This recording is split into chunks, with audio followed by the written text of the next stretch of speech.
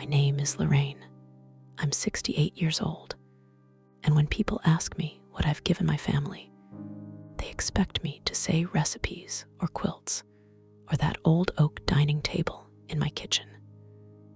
I tell them I gave my granddaughter a lie she didn't tell. It was a Saturday in early June, the kind of humid Missouri morning where the air in the grocery store parking lot feels like wet wool.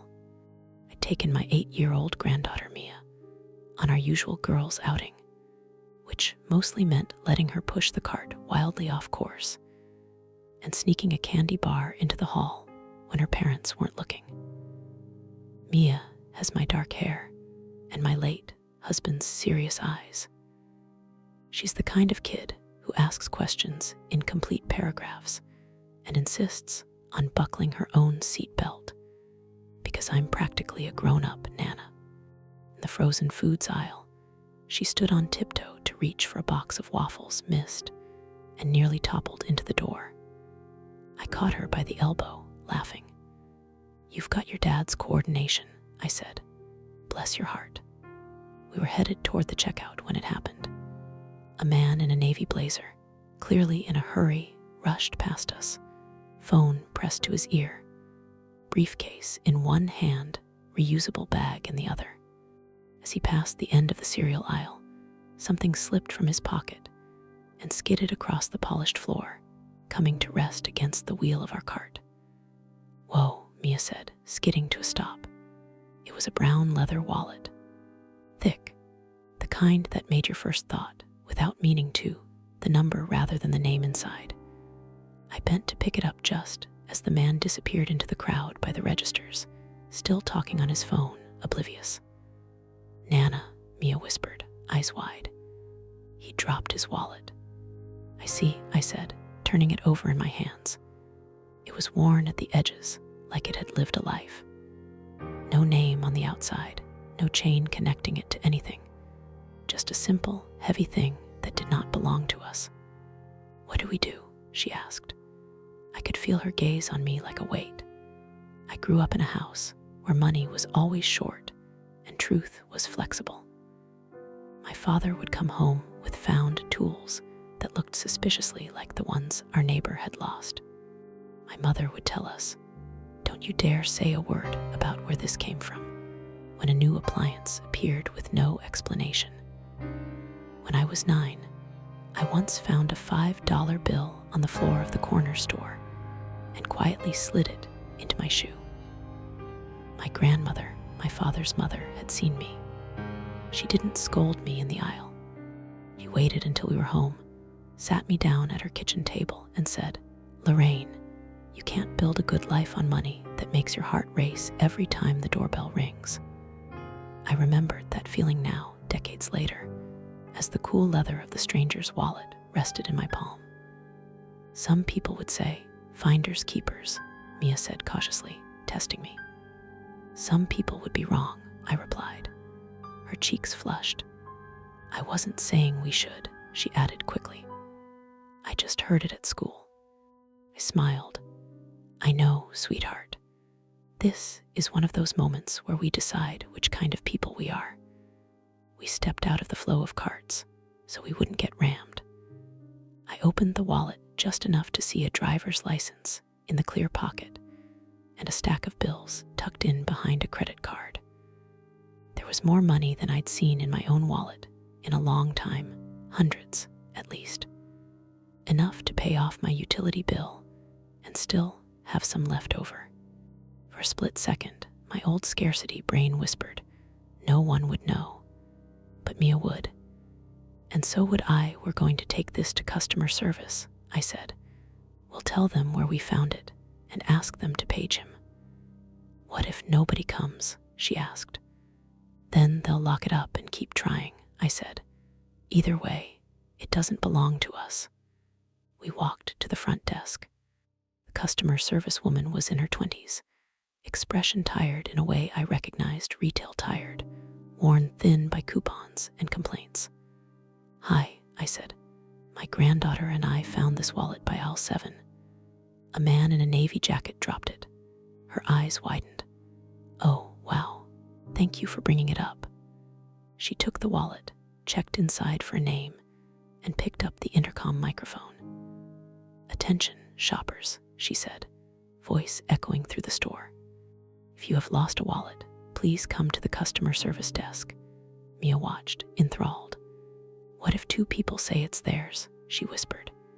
"They'll have to prove it," I whispered back. "ID, what's inside?" Honesty goes both ways.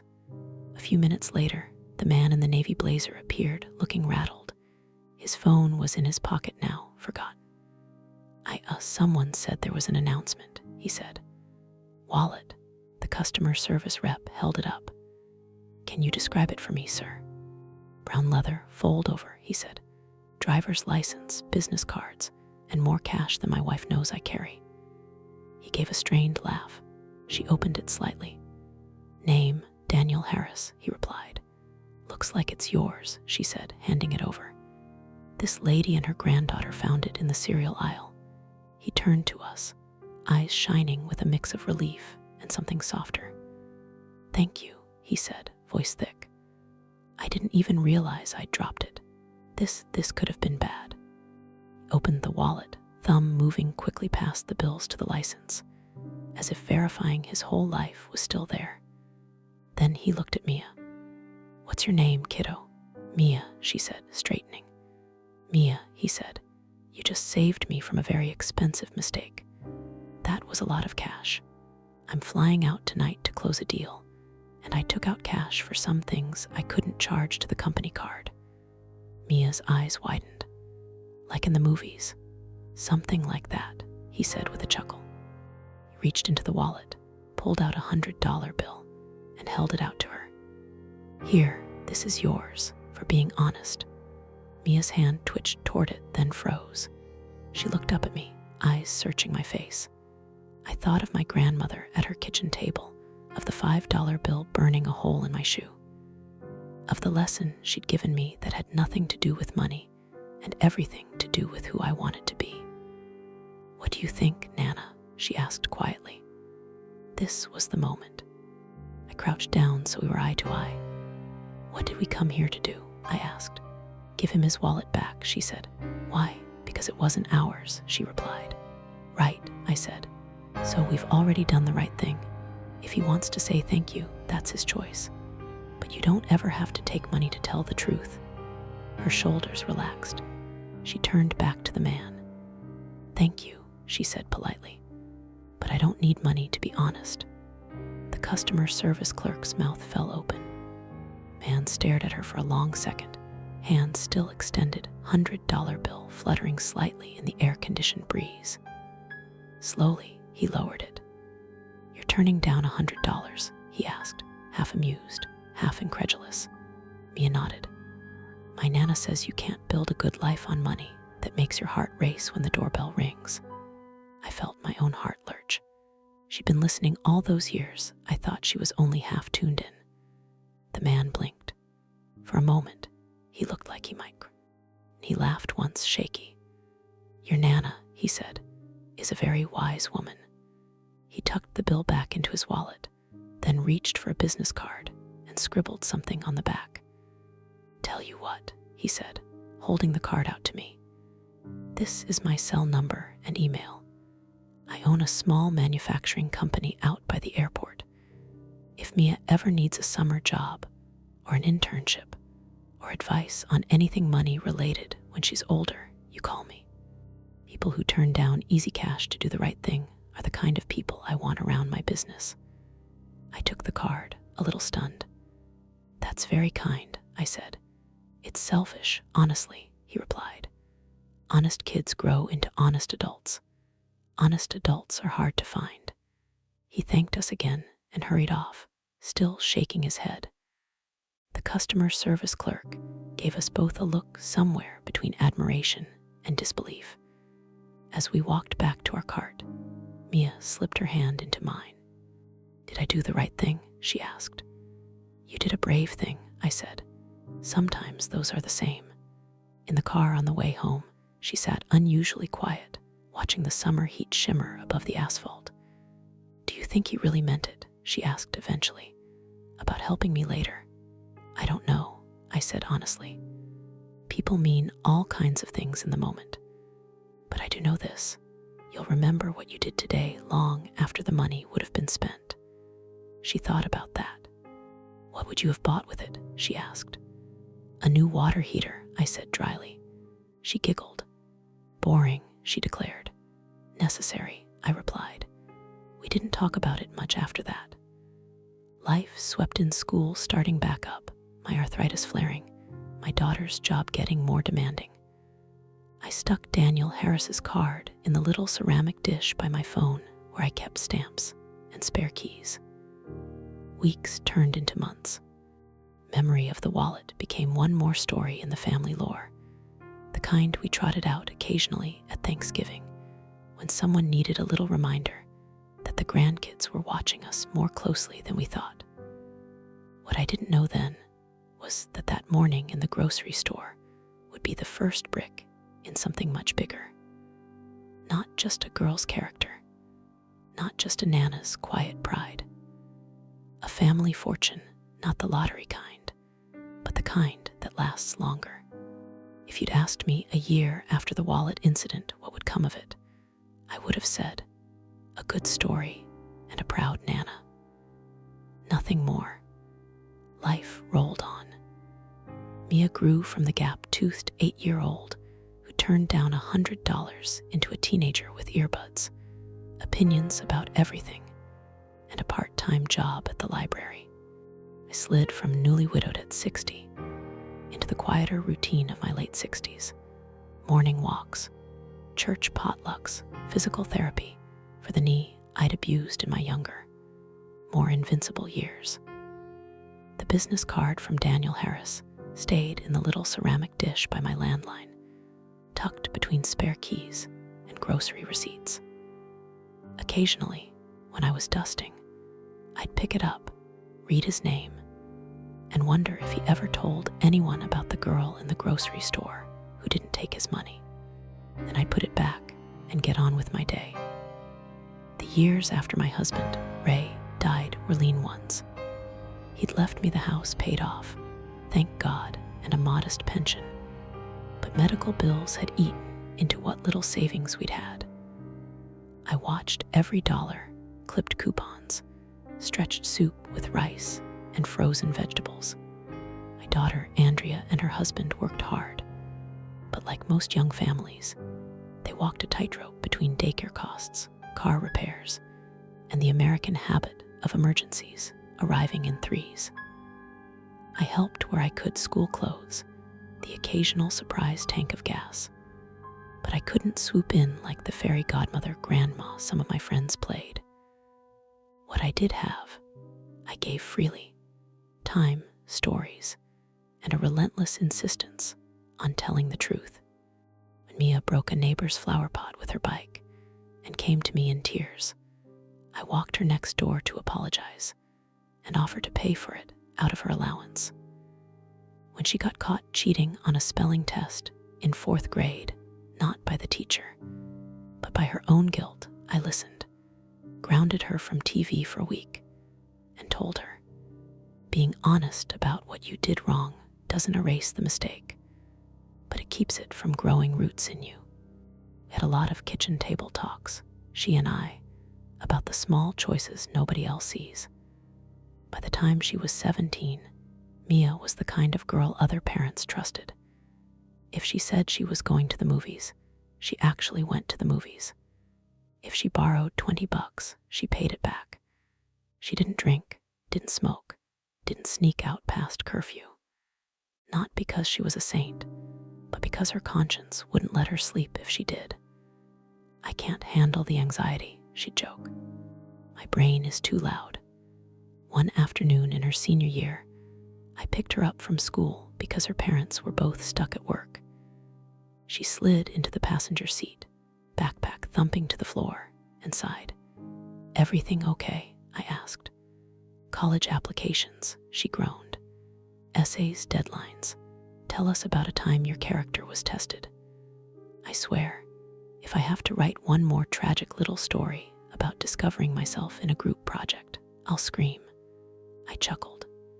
Well, your character has been tested more than in group projects. She gave me a sideways look. You mean the wallet? Among ourselves, we called it the wallet, like it was a person we'd known. Yes, I said, among other things. She stared out the window. I thought about using that story, she admitted, but it feels braggy. Look at me, I turned down money. There's a difference between bragging and bearing witness, I said, but you don't have to tell that story if it doesn't sit right with you. Got plenty of others, she shrugged. Maybe, I just don't want to sound like I think doing the right thing makes me special. Isn't that just baseline? I smiled a little sadly. I wish it were baseline, sweetheart, I said. But the fact is, a lot of people talk about values. Fewer people practice them when nobody's grading them. She picked at a loose thread on her jeans. Do you ever regret it? She asked. Telling me to say no that day. The question surprised me. Do you? I countered. She thought about that. Sometimes, she said slowly, when I'm looking at tuition numbers. We both laughed, but there was truth under the joke. College was expensive. Andrea and her husband had some savings for her, and Mia was a good student with a shot at scholarships, but the numbers still looked like a mountain. I'd squirreled away what I could in a little envelope labeled Mia's future. Birthday money I insisted on putting aside, a bit for my tax refunds, 20 here and there when my grocery budget came in under. It wasn't much, but it was what I had. Honestly, Mia continued, no, I don't regret it. I think if I'd taken the money, it would have changed something in me. Like I'd always wonder if I did it for the right reason. That's the thing about shortcuts, I said. They're rarely free. She nodded, satisfied, and switched the subject to prom dresses. I didn't know then that the wallet had its own timeline, quietly moving toward us from a direction I couldn't see. The summer after Mia graduated, the air in Missouri turned thick and heavy, the kind that left a film of sweat on the back of your neck, even in the shade. Mia worked at the library, shelved books, and wrote scholarship essays at the little dining table in her parents' rental house. One sweltering Tuesday, I was at home sorting through a drawer of old documents, Ray's pension paperwork, my Medicare letters, an ancient stack of greeting cards when the landline rang. Hardly anyone calls the landline anymore, so my first thought was telemarketer. I picked it up anyway. Hello, is this Lorraine Parker? A male voice asked. This is she, I said. Hi, Miss Parker, he said. My name is Daniel Harris. We met many years ago at a grocery store. You and your granddaughter returned my wallet. I sat down hard in the nearest chair. I remember, I said. I didn't expect to hear from you again. He laughed softly. I'm not surprised. I'm the one who said to call, and then I never checked in. Life happened, but I kept your name. I kept that day. He paused, then continued. I'm calling because I've started a scholarship fund, small, nothing flashy, for students from working families in our county. It's in honor of my own grandmother, who taught me that integrity matters more than income. I call it the Harris Integrity Award. Every year, we pick one student whose character stands out. And I've been looking for your granddaughter. My throat went dry. Mia, I said. She's 18 now. Is she planning to go to college? He asked. Yes, I said. We're figuring it out. He took a breath. Would you mind if I asked you a few questions about her? And if she'd be willing, I'd like to interview her too. I can't guarantee anything, but I haven't forgotten the 8-year-old who turned down cash to do the right thing. I'd like to see who she became. I swallowed hard. She became exactly who you'd expect, I said. I'll get her. Mia arrived 10 minutes later, still in her library polo, hair pulled into a messy bun, cheeks flushed from the heat. I handed her the phone like it was made of glass. It's him, I mouthed. She blinked. Who? The wallet, I whispered. Her eyes widened. She took the receiver cautiously. Hello, I watched her face as she listened, surprise, then concentration, then a little shy smile. "Yes, sir," she said at one point. "I remember. I didn't think it was that big a deal." I could faintly hear his voice, warm and steady. "Doing the right thing when you're 8 and nobody's grading you is exactly a big deal," he said. "Most adults don't pass that test." They talked for 20 minutes. Asked about her plans, public university, maybe major in accounting or finance, because she liked making numbers make sense. He asked about her work, library, babysitting, helping me with my online banking, because I still didn't trust all those passwords. He asked about times her honesty had cost her something. When she hung up, she sat down slowly. "He wants me to fill out an application," she said. "There's an essay, of course, about integrity in real life. And he wants a recommendation from someone who knows me beyond the grades. He asked if you write it." My heart squeezed. "I'd be honored," I said. The application wasn't long, but Mia fussed over it like a term paper. In her essay, she didn't glorify herself. She wrote about anxiety and temptation, about breaking the flower pot and confessing, about the spelling test she cheated on, and how much worse the guilt felt than failing would have. She wrote about that day at the grocery store from her 8-year-old point of view, not as a heroic act, but as the first time I realized you can say no to money and yes to yourself. I wrote my recommendation at my kitchen table, the same spot where my grandmother had once corrected my course with 5 stolen dollars. I talked about Mia's steady honesty, the way she called me when she made mistakes instead of hiding them, the way she caught a cashier's undercharge once and insisted on fixing it even though we were late. "I can't buy her a house," I wrote.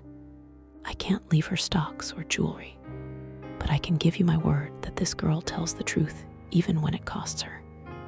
And I believe that's worth investing in." We mailed the packet and waited. Weeks dragged by. Their scholarships replied, some yes, some no, some maybes contingent on test scores and enrollment numbers. The Harris Integrity Award was oddly quiet. "Maybe he changed his mind," Mia said one evening, trying to sound casual. "Maybe he's busy running a business," I replied. "Remember, we're not owed anything. We already got what we needed from that day." "What's that?" she asked. "You learned you can live without the easy 100, I said. "That knowledge is priceless." She rolled her eyes affectionately. "You should put that on a mug." Then, in late July, an envelope arrived with the Harris Manufacturing logo in the corner. Mia tore it open at my kitchen table while I hovered, heart in my throat. She scanned the letter once, then again, eyes filling. "What?" I asked. "Bad news." She shook her head slowly, a tentative smile blooming. "Nana," she said, voice trembling. "He chose me." The Harris Integrity Award was more generous than we'd dared to hope. It covered her first year's tuition at the state university, books, fees, everything but room and board. It was renewable for 3 more years, as long as she kept her grades up and continued to demonstrate the character that first brought you to our attention. There was also a line about mentorship opportunities and potential summer internships within our company. The letter ended with a handwritten note. "Mia, you may not remember my face, but I have never forgotten yours. Your choice at 8 years old reminded me of the grandfather who taught me to return what wasn't mine, even when I was hungry and the wallet was full. My company exists today because of that man's example. I hope this scholarship is the beginning of your own legacy of integrity. Gratefully, Daniel Harris." Mia set the letter down and covered her face with her hands. "I can't believe this," she whispered. I put my arm around her shoulders. My own eyes stung. "I can," I said softly. "You planted a seed that day. This is just one of the branches. The scholarship didn't solve everything. We still had to figure out housing, food, the 100 little costs that nibble at a student's budget. But it turned a mountain into a hill. It meant Mia could choose a school based on fit, not just price. It meant Andrea and her husband could breathe a little easier. It meant my envelope labeled Mia's future could go toward a laptop instead of textbooks. And it meant something deeper. The story we'd been telling at the dinner table had become real currency. Honesty had built a bridge from a random morning in a grocery store to a university campus, from my grandmother's kitchen table to my granddaughter's dorm. When Mia left for college that August, we drove her down in a convoy of 2 cars loaded with bins and pillows and a cheap rug.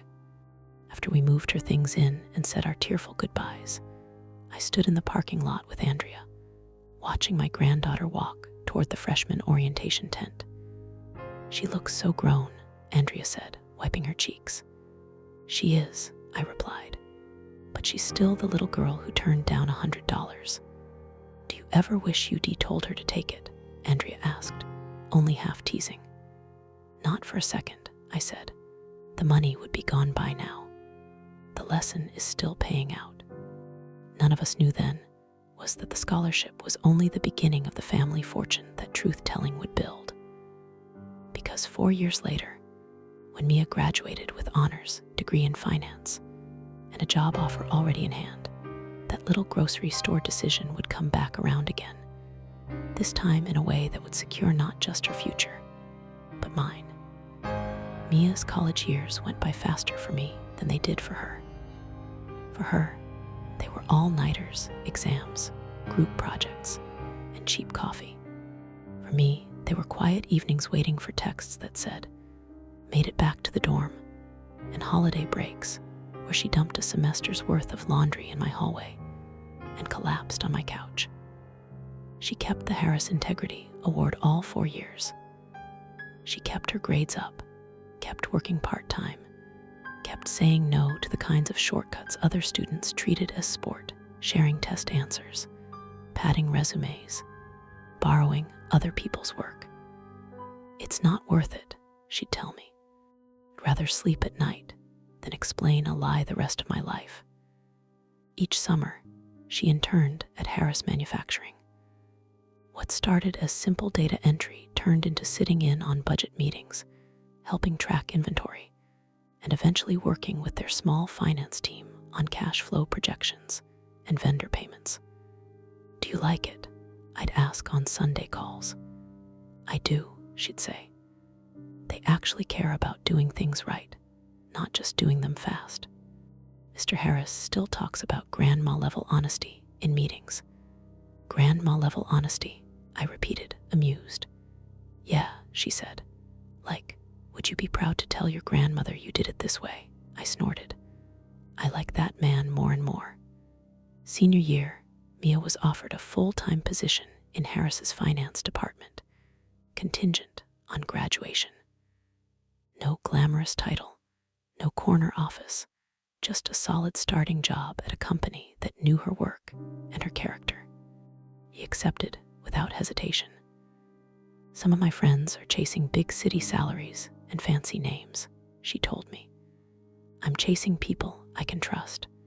I've seen enough about business ethics in class to know I don't want to spend my 20s cleaning up other people's messes for a paycheck." I understood. She graduated on a bright May morning.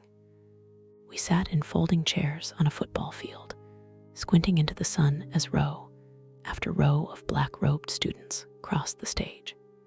When her name was called Mia Parker, Bachelor of Science in Finance, magna cum laude, I clapped until my palms stung. At the reception afterward, Daniel Harris found us under a tent serving lukewarm punch. He looked older than the man I remembered from the grocery store, more silver at his temples, deeper lines around his eyes, but his handshake was as firm as ever. "Congratulations," he said to Mia. "You've earned every bit of this." "Thank you," she replied, "for everything." He turned to me.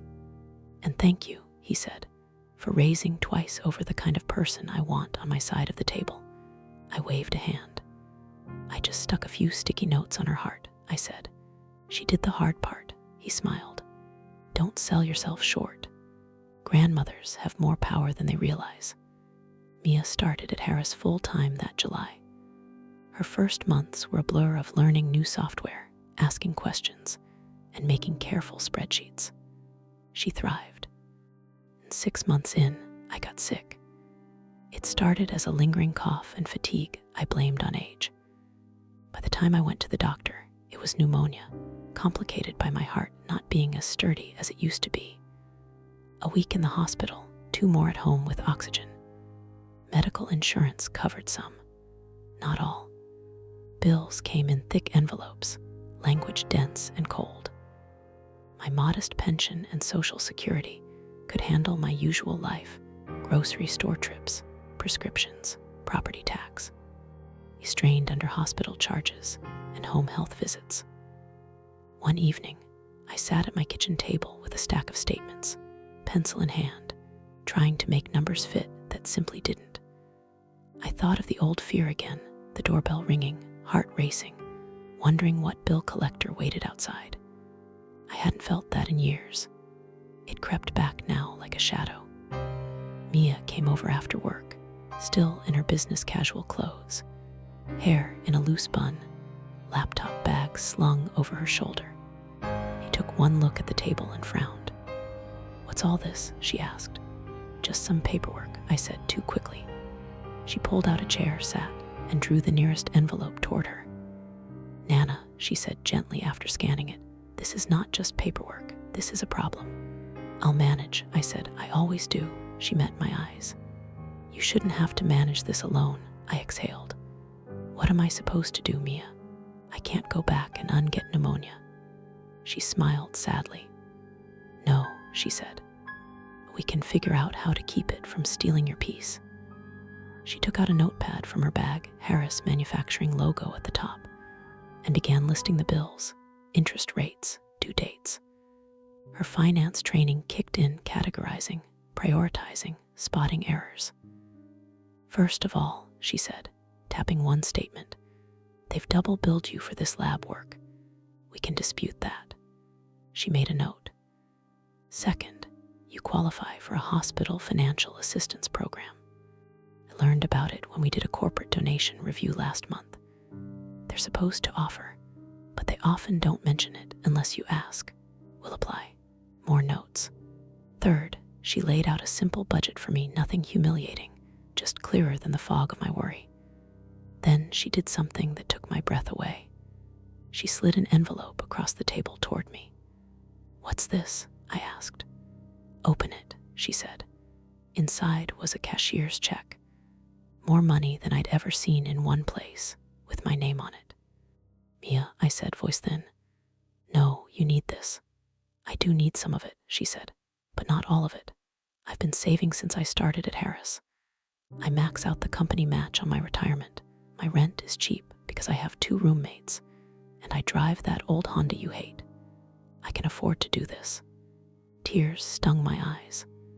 "I won't let you drain your future for my past," I said. She shook her head.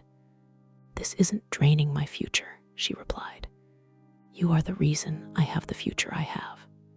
Scholarship, the job, the way I handle money, all of that traces back to you teaching me to tell the truth when nobody was watching." I started to protest again.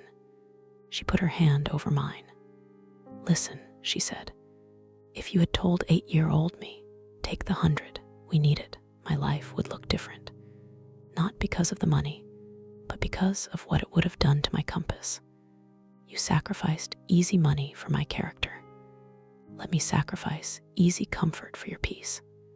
I swallowed hard, unable to argue with my own logic in her mouth. "This is too much," I whispered. She smiled. "It's not even close to what you're worth," she said. "Think of it as compound interest on one morning in the cereal aisle. We used the check to clear the worst of the medical debt, enough that the bills stopped feeling like a tidal wave, and more like a few puddles I could step around. The assistance program reduced the rest. My monthly budget, with some belt tightening and Mia's careful spreadsheets, became manageable. For the first time since my diagnosis, I slept without waking up at 3 a.m. in a cold sweat, imagining sheriffs tacking foreclosure notices on my front door. A few months later, Mia invited me to a small company gathering at a local restaurant. "It's just a dinner," she said, "to celebrate a good quarter. Come as my +1." I almost said no. Crowds tired me more now, but she looked so hopeful that I agreed. The back room of the restaurant buzzed with conversation when we arrived, servers weaving between tables, the clink of glasses, the murmur of coworkers. A banner read, "Harris Manufacturing Integrity in Action." Daniel took the microphone at one point, tapping it to get everyone's attention. "I won't make a big speech," he began. "You all know I'm not shy about talking about numbers. But tonight, I want to talk briefly about something that doesn't fit on a spreadsheet. Legacy." He glanced in our direction. "Many years ago," he said, "a little girl in a grocery store returned my wallet and refused a cash reward. She said she didn't need money to be honest. That girl is now one of our own, sitting in this room, helping us keep our books clean and our decisions right." Eyes turned toward Mia. She shifted in her seat, cheeks flushing. "I started the Harris Integrity Award because of her," Daniel continued. "I wanted to invest in people whose character would make our company stronger. What I didn't anticipate was how that investment would ripple backwards into the lives of the people who taught them." He nodded toward me. "This quarter," he said, "our board approved a new initiative, a small fund to help the parents and grandparents of our integrity scholars when life throws them a curveball. Medical bills, housing emergencies, things like that. We call it the Parker Fund, in honor of the grandmother who taught a little girl in the cereal aisle that you can't build a good life on money that makes your heart race when the doorbell rings." My breath caught. "We've already used that fund once," he added gently, "to help one very special grandmother stay in her home and rest without fear while she recovered. We plan to use it many more times in years to come." People around us clapped. Mia squeezed my hand so tightly my fingers tingled. I sat there, a 68-year-old woman in a floral blouse and sensible shoes, and realized I was sitting inside the family fortune I thought I could never give. It wasn't just the scholarship. It wasn't just the check on my table. It was a whole company choosing to put integrity on their balance sheet, to treat ethics not as a slogan, but as a line item. It was my granddaughter using her degree to protect not just herself, but me. Later, as we left the restaurant, Daniel walked us out to the parking lot. "I hope you don't mind me using your name," he said. "We can change it if you prefer." I shook my head, still a little dazed. "I'm honored," I said, "but you didn't have to do any of this. We just did what was right." He nodded. "And that's exactly why it matters so much," he said. "Doing what's right when you don't have to is the only foundation you can build something lasting on." On the drive home, Mia turned the music down and glanced at me. "Do you see it now?" she asked. "See what? How one decision can ripple," she said. "You taught me honesty. I gave back a wallet. Mr. Harris started a scholarship. I got a degree. I got a job. We cleared your medical debt. And now there's a fund with your name on it, helping other families." I looked out at the streetlights passing by, the familiar neighborhoods rolling past my window. "I see it," I said quietly. "I just never imagined I'd live long enough to sit in the shade of a tree I planted as a scared little girl with $5 in her shoe." She smiled. "That's the family legacy," she said. "Not the money, the truth. These days, when I think about fortune, I don't picture mansions or stock portfolios. I picture my granddaughter at a conference table, speaking up when a proposal feels off. I picture a future kid, somewhere getting a scholarship because their grandmother, like mine, corrected their course when nobody else was looking. I picture a company ledger where Parker Fund disbursement appears alongside profits and losses, and no one questions why. If you're listening to this and you're a grandparent or a parent or an aunt or anyone with small eyes watching you, I want you to hear this from someone with more years behind her than ahead. You may not be able to leave your grandkids a big house.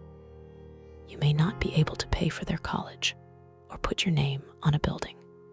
But every time you tell the truth, every time you help them choose honesty over easy money, every time you say, "We don't keep what's not ours," you are depositing into a kind of account that compounds over generations.